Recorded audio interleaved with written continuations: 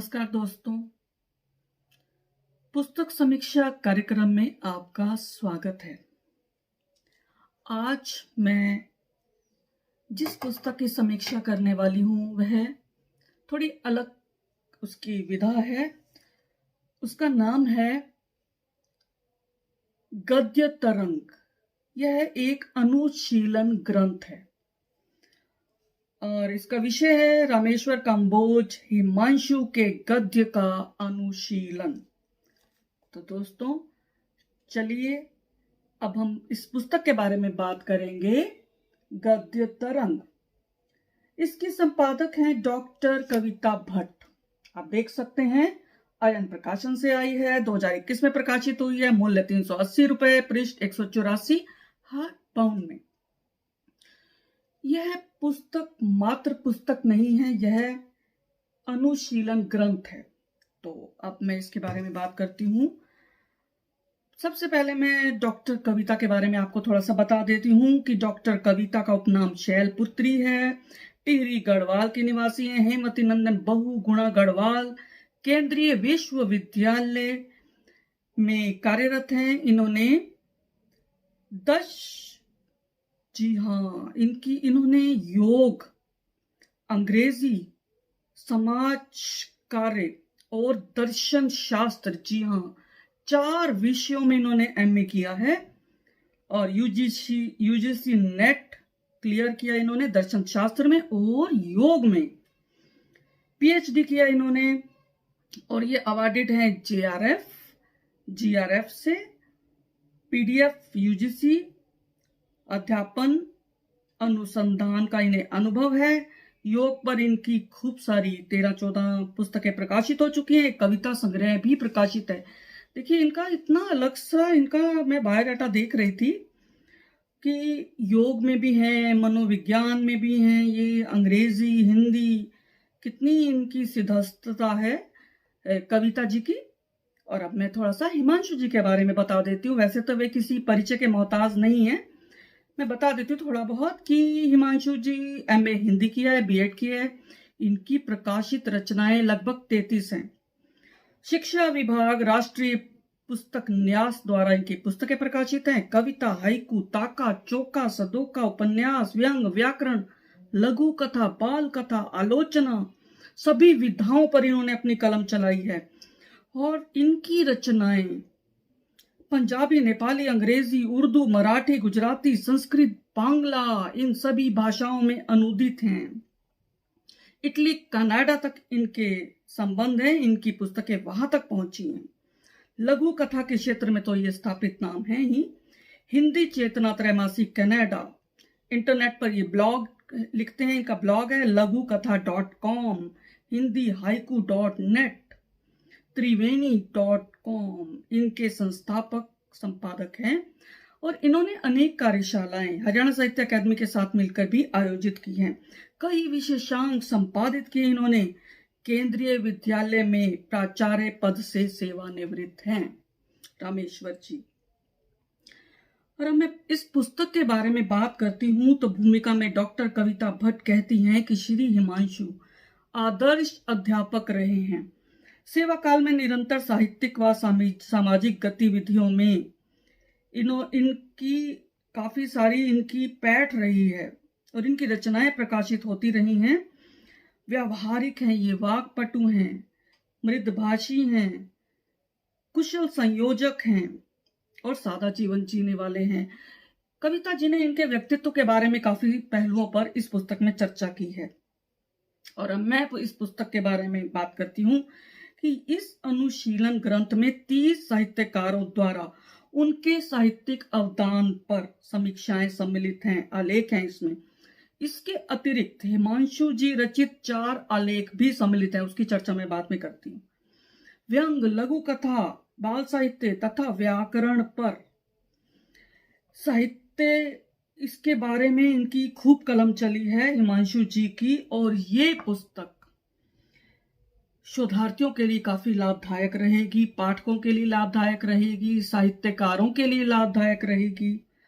और जो इन्हें जानते हैं हिमांशु जी को, या जो इनके व्यक्तित्व के बारे में जानना चाहते हैं, वे अवश्य पढ़े इस पुस्तक को। और अब मैं कुछ नाम पढ़ देती हूँ जिन लोगों की रचनाएं इसमें शामिल हैं। डॉक्टर शंकर पूर्णतांबेकर, मनमोहन गुप्ता मोना, डॉक्टर राजा राम जैन, जवाहर चौधरी, सुभाष नीरव, अनीता मंडा और डॉक्टर मंजुला गिरीश उपाध्याय, सुकेश साहनी, डॉक्टर कविता भट्ट, डॉक्टर सुषमा गुप्ता, डॉक्टर शिवजी श्रीवास्तव, हृदय नारायण उपाध्याय, कृष्णा वर्मा, पवन जैन, गोविंद राव मराठे, शराफत अली खान, नवीन चतुर्वेदी, कल्पना भट्ट, रमेश कुमार सोनी, डॉक्टर पूर्वा शर्मा, स्मृति शुक्ल, योगराज प्रभाकर, स्वराज सिंह और प्रियंका गुप्ता। जी हाँ, इन लोगों की, इन जो साहित्यकार है, इन्होंने इसमें इनकी रचनाएं सम्मिलित हैं। पुस्तक के फ्लैप पर लिखा है डॉक्टर शिवजी श्रीवास्तव, प्रोफेसर स्मृति शुक्ल और डॉक्टर कविता भट्ट ने। प्रथम पृष्ठ पर खूंटी पर टंगी आत्मा, व्यंग कृति पर डॉक्टर शंकर जी कहते हैं। जी हाँ, मैं 2-3 पंक्तियां अवश्य पढ़ना चाहूंगी। डॉक्टर शंकर सुप्रतिष्ठित व्यंगकार हैं। उन्होंने खूंटी पर टंगी आत्मा, जो रामेश्वर जी रचित व्यंग है, उस पर कहा है कि व्यंग विधा वर्तमान 20वीं शताब्दी की देन है। इस शताब्दी में वह लोकप्रिय भी बनी, अपने सही रूप में निखार भी इसने पाया। तथापि खेद के साथ कहना पड़ता है कि व्यंग जितनी शीघ्रता से चरमोत्कर्ष पर पहुंचा, उतनी ही शीघ्रता से वह अधोगति को भी प्राप्त हुआ। क्यों? क्योंकि वह साहित्य कम अखबार अधिक बनता चला गया। इस पर हमें ध्यान देना होगा, जो व्यंगकार है उन्हें ध्यान देना होगा। आगे कहते हैं कि ऐसे माहौल में जब खूंटी पर टंगी आत्मा जैसी व्यंग्य कृतियां पढ़ने को मिलती हैं तो विशेष आनंद का अनुभव होता है। रामेश्वर काम्बोज वैसे व्यंग में एक नया नाम है। वे एक समर्थ लघु कथा लेखक के रूप में काफी ख्यात है। जी हाँ, बिल्कुल सही कहा उन्होंने। और मैं इसमें एक चीज और मुझे बहुत अच्छी लगी कि उन्होंने कहा है, यह सत्य है कि लेखक के व्यंग का पटल व्यापक नहीं है। जिन विषयों पर भी उसने कलम चलाई है उसमें नवीनता नहीं है, तथापि कुछ रचनाओं का अपवाद छोड़कर उनमें ताजगी है और इस मायने में नवीनता है कि उनमें प्रस्तुतिकरण की मौलिकता है। ये बात ध्यान देने योग्य है। तो उन्होंने काफी अच्छा लिखा। और अब मैं आपको एक बात में, और मुझे बहुत अच्छा लगा, सुभाष नीरव जी ने भी लिखा है कि अच्छे व्यंग का एक अच्छा प्रयास किया है। वे कहते हैं कि संग्रह की कुछ एक रचनाएं हल्के व्यंग की श्रेणी से ऊपर नहीं उठ पाई हैं। बिल्कुल स्पष्ट लिखते हैं। लेकिन हैरत की बात है कि 2020 में इस संग्रह का 3रा संस्करण आया है, तो कोई ना कोई बात तो अवश्य होगी। और अब मैं अब आपको थोड़ा सा और बता देती हूं। मैंने ये किताब पढ़ी और मैं इनकी पुष्टि करती हूँ इस बात की कि इनकी रचनाएं कहीं कहीं हास्य रचनाएं अधिक लग रही हैं, लेकिन रचनाओं में हल्कापन नहीं है, कसावट बरकरार है। लघु कथा संग्रहों के विषय में समीक्षकों ने कहा है कि अर्थगर्भी लघु कथाएं हैं। बिल्कुल सच।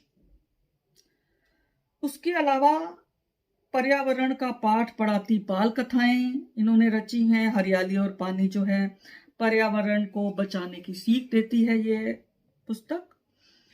रामेश्वर जी ने बच्चों को पढ़ाया और उन्होंने बच्चों के मन में सुसंस्कारों के बीज रोपे हैं। और जब वे विद्यार्थियों की सफलता को देखते होंगे तो अवश्य गर्व करते होंगे। एक अध्यापक के लिए बड़े ही हर्ष का विषय होता है जब उनके विद्यार्थी सफलता की ऊंचाई पर होते हुए अपने गुरु को पहचान कर उनसे मिलने दौड़े चले आते हैं। रामेश्वर जी ने जाने कितने लेखकों की उंगली थाम कर साहित्य सृजन की पगडंडियों पर उन्हें चलाया है। तो रामेश्वर जी एक गुरु की हैसियत से बहुत ही स्थापित साहित्यकार हैं। इसमें रामेश्वर जी के 4 आलेखों का मैं जिक्र करना जरूर चाहूंगी कि भाषा एक प्रवाहमान नदी। इसमें रामेश्वर जी ने कहा है कि व्याकरण जिस परिवर्तन को पतन या अशुद्धता का नाम देता है, भाषा विज्ञान उसे भी विकास का एक सोपान समझकर ग्रहण करने के पक्ष में है। मित्रों, मेरा भी यही मानना है, साहित्य साहित्य का हृदय सागर की तरह है। इसमें हमने बहुत सारे शब्द लिए, संकुचित नहीं हो सकता साहित्य कभी भी। बहुत सारे विदेशी, देशी जो भी शब्द हैं, इससे क्या होता है कि साहित्य उदार बनता है और साहित्य देश की सीमाओं को तोड़कर देशांतर तक जा पहुंचता है। और दूसरा आलेख इन्होंने लिखा है, कनुप्रिया राधा की विह्वलता का दर्पण। धर्मवीर भारती जी ने कनुप्रिया जो लिखी थी उस पर इन्होंने समालोचना की है। एक असम के लोक नायक हैं शंकर देव जी। उन्होंने श्री कृष्ण के जीवन वृत्तांत व लीलाओं का गान किया है और उन्होंने रचनाएं रची हैं। उस पर इनकी कलम चली है शंकर देव और उनकी कृष्ण भक्ति नामक आलेख से। और चौथा आलेख इन्होंने लिखा है, जल समाधि से पूर्व। बाल कृष्ण मिश्र का भाव प्रवण खंड काव्य है यह, जो श्री राम जी की मनोदशा को दर्शाता है जब वे जल समाधि लेने वाले थे। इन चारों आलेखों से यह सिद्ध होता है कि रामेश्वर जी एक कुशल आलोचक भी हैं। लेकिन मेरा ये मानना है, इस पुस्तक में और आलेख आने चाहिए थे जो इनकी अन्य गद्य कृतियों पर आधारित होते। और ये जो चारों आलेख इन्होंने लिखे हैं रामेश्वर जी ने, उनके लिए अलग से किताब होनी चाहिए थी, क्योंकि हो सकता है इन्होंने 4 तो नहीं लिखे होंगे, इन्होंने खूब सारे लिखे होंगे, तो उन सबको मिला के एक अलग से पुस्तक होनी चाहिए थी, मेरा ये मानना है। तो वैसे ये पुस्तक मुझे बहुत अच्छी लगी। मैंने जैसा बताया कि जो लोग रिसर्च से जुड़े हैं और बहुत कुछ समझना चाहते हैं व्यक्तित्व कृतित्व के बारे में, उन्हें तो ये पुस्तक अवश्य खरीद लेनी चाहिए और पढ़नी चाहिए। इसके अंदर एक साक्षात्कार भी है, उसे भी अवश्य पढ़ना चाहिए, क्योंकि उसके माध्यम से रामेश्वर जी के एक अलग ही पहलू का पता चलता है और अनचिन्हे प्रश्नों का उन्होंने, अनछुए प्रश्नों का उन्होंने उत्तर दिया है इस पुस्तक में। तो मित्रों, आप देख सकते हैं कि इस पुस्तक में डॉक्टर कविता भट्ट ने बहुत मेहनत की है और इस तरह की पुस्तकें एक ऐसे रचनाकार पर आधारित होती हैं जिसके जीवन का ध्येय ही रचना कर्म है। तो रामेश्वर जी एक तपस्वी की भांति रचना कर्म में तल्लीन हैं, क्योंकि मेरी मुलाकात 1 या 2 बार हुई है उनसे। मैंने इतने में ही समझ लिया कि वे कितने सहज सरल हैं।